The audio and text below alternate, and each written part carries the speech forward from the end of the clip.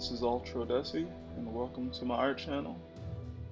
This is the second part to my inking a manga page video, and this is the commentary one. So I guess I wanted to talk about some points as you watch the video. At this particular part, I'm basically tidying up the first half of this page. Sorry for my words. The first half of this page that I started working on, and I'm filling in little small details with my microns that I usually use for certain things like that. Right now I'm doing a cross hatching, well, more like hatching, and I've learned a lot of different techniques while trying to pursue comics in my own way, and it's helped me to develop my own unique style. I think it's unique.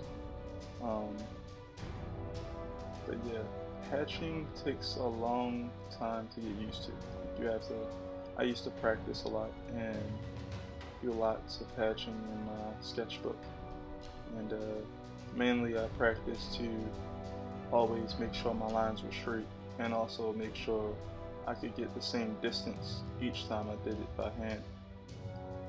And that took a lot of practice. I think the hardest technique was the one I learned a lot later, which was making a line connect to another line. Like if you do one line across and you basically add a line on the end of that line. It's an interesting technique, but if you do that, it almost looks like it looks like you did a long stroke instead of two strokes together. And it's good for lots of different situations. I'm not going to go into that right now because I would rather do a whole video on types of things like that. But if you would like me to go into that, just tell me in the description. Alright, so I'll start to fill in some blacks here. Like I said, I usually don't like to start filling in blacks until majority of my line work is usually done. It's very rare that I usually just go ahead and start filling in the dark area before majority of the line work is done on the page or the figure that I'm working on.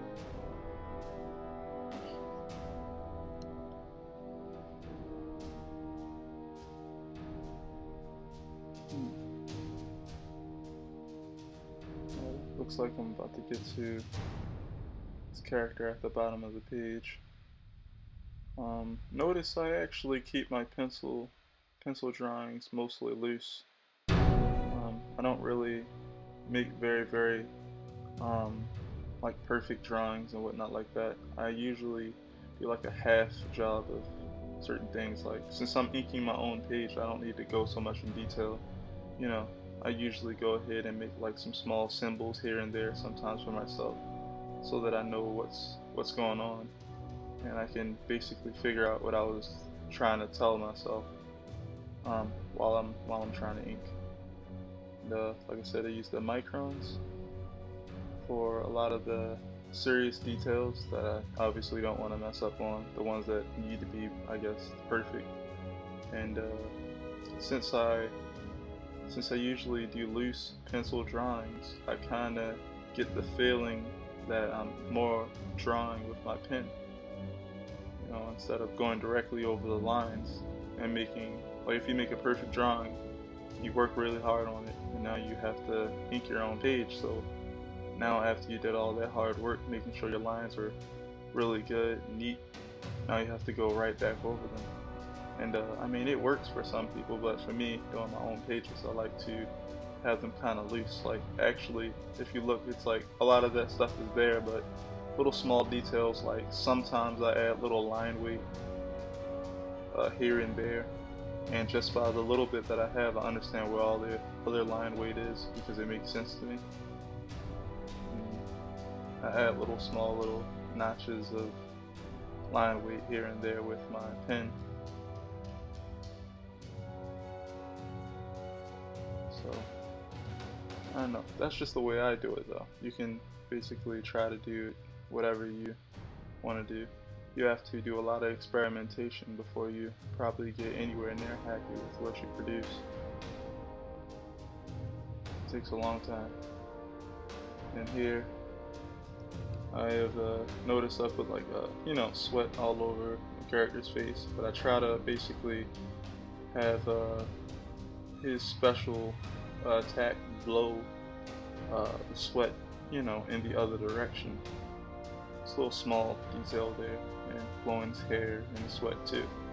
And he's also got, bruises on his face and whatnot like that, little scars or scratches and stuff going on. So it tells a lot within that image. I tried to give it some good composition. I think it works pretty well. And here I am with the G pen.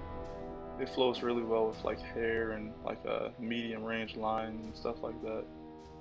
I don't think I've anywhere near mastered it or anything, but I practice a lot of freehand lines with it.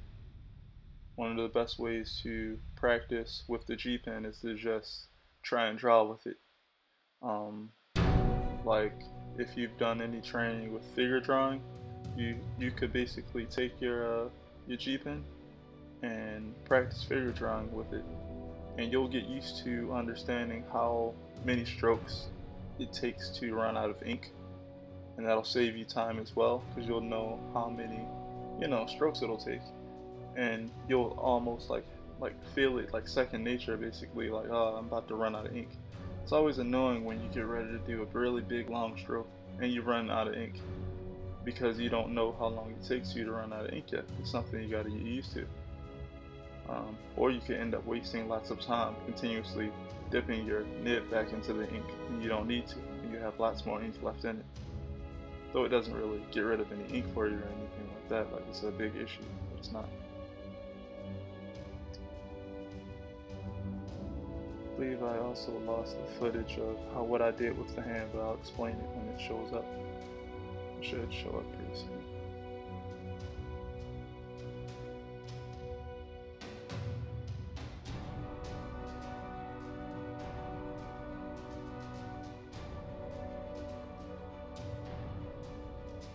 Yeah, see, I had to cut the camera off.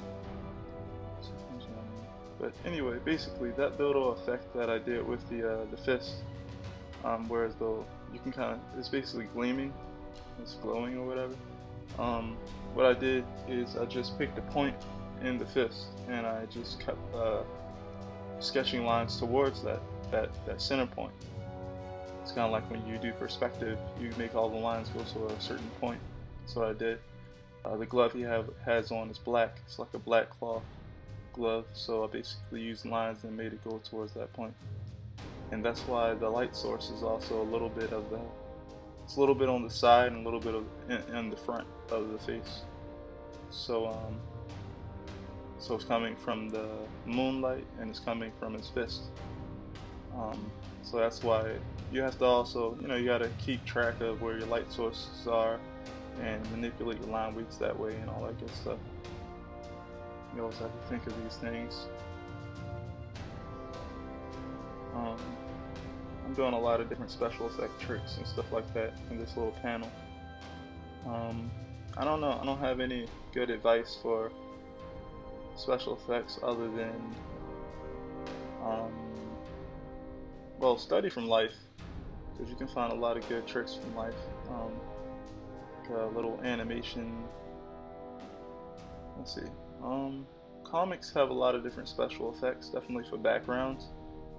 There's some you probably would be fine drawing, and there's other ones that they're like their patterns, and that's something more akin to looking more like stamps. If you know what I'm talking about, the little patterns that they continuously use. They look more like something that was a stamp. But I practiced from a lot of different books, like well, Dragon Ball Z has a lot of good ones. Street Fighter is a pretty good reference for the comic, and also the video game has a lot of different cool special effects. But also, if you study, I would say some type of slow motion photography, as far as like water stuff like that. Like slow motion water has pretty good effects, and you can practice understanding the flow and ripples and stuff, and how they look and how they flow really nicely. Alright, so here I am moving on finally to the second page of the double page spread. I'm basically just focusing on line art here. And the good thing about the G pen is you can apply line weight as you go. So every little stroke you do, you can either choose to make a thin one and go over it, or you can just apply the line weight as you go by just pressing down on the pen. So it's a really great pen once you get used to it. I think it doesn't, if you really, just started using it, I think it should take maybe, I don't know, 3 months like of serious use to get used to it, maybe less, but I'd say about 3 months of continuous use, as in, like, if you're already drawing, it's still hard to use. Even if you've been drawing with pencils or whatever, and you're really good, if you start picking up this pen, it's going to take you a while to understand how you can move with it. Certain directions it can move best, and you want to use that to your advantage. And I also use blue mechanical pencil, blue lead in my mechanical pencil, because if you scan it on, you can basically get rid of it in Photoshop by just selecting the color and getting rid of it in the layers section, making it grayscale, so it won't show up. So now I've sped this part up about ×8 because this is the big portion of the video. And mainly this is me just putting on line art. I don't think I'll go too far in this right here. I don't think I even fill in any black or anything like that in this portion of the video. I think something happened with my G pen here. I think I'm about to switch the nib. That's what I believe. But yeah, this part's mainly just line art. So there's a lot of curves. There's a lot of curves in this whole entire scene. The character's hair and the effect going around his arm, and he has an effect that's kind of see-through, so you can basically, I had to make sure you could see through it, and I also had to detach it so that it stood out on its own to show that it was in front of other things. Not to mention he has that belt wrapped around his arm, so there's a lot of stuff going on with his arm. Trying to make sure the poses fit sequentially. I made a lot of mistakes right there. I think some ink spread all over the paper because I had put too much ink in a certain place, and I put a piece of paper down, and it must have got on the bottom of the piece of paper and spread. If you can kind of see it, it's right there. I think I'll start cleaning it up when I see it. Maybe I'll see it. But yeah, I think I saw it now. I make considerable amount of mistakes here and there. Not perfect, but I enjoy working on my pages, and you gotta get used to making mistakes. If you're starting this and you want to be perfect, you want to be a perfectionist, just get really used to making mistakes a lot. And I just started using this method, but not method, but this thing, the kneaded eraser. The kneaded eraser is my main eraser, and it's I use the kneaded eraser and the big regular eraser that you usually see everyone using. But I use the kneaded eraser more than anything because